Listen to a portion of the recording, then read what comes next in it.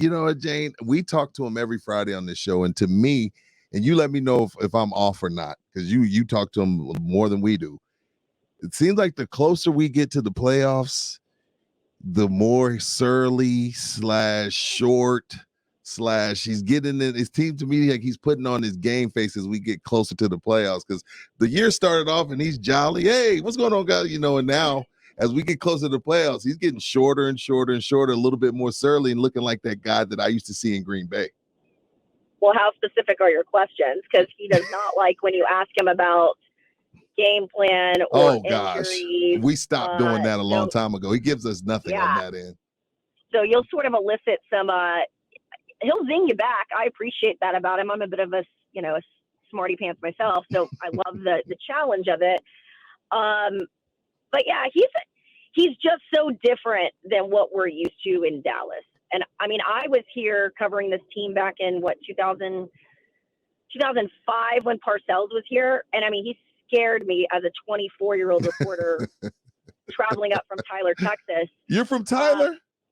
Well, I'm from Rowlett, but I worked at CBS 19 in Tyler. That was my first I'm from job. Tyler. Okay, but go ahead. There I'm sorry, Jane. I'll go ahead. Yeah. I'm East Texas. Go East Texas. There you go. And then you had Wade Phillips and, Campo and all of those guys, but Mike McCarthy is just so different from all of them. He can be tongue in cheek. Mm-hmm. He can give it as good as he gets it.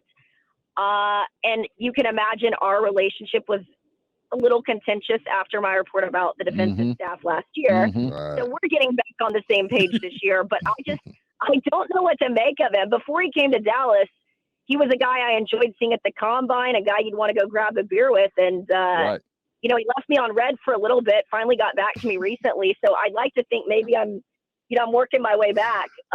Send him tacos. I just don't know what to make of him.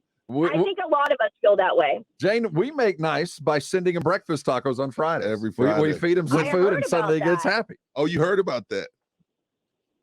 Funny story. We had a young reporter who's been working with a kind of an affiliate here in Dallas, and she's been here for about 2 years, and she baked cookies for all the reporters, I think maybe during Thanksgiving, and she brought them up in a Tupperware, and one of the beat reporters, Clarence Hill, said, "Why don't you leave the cookies up there and offer one to Mike?"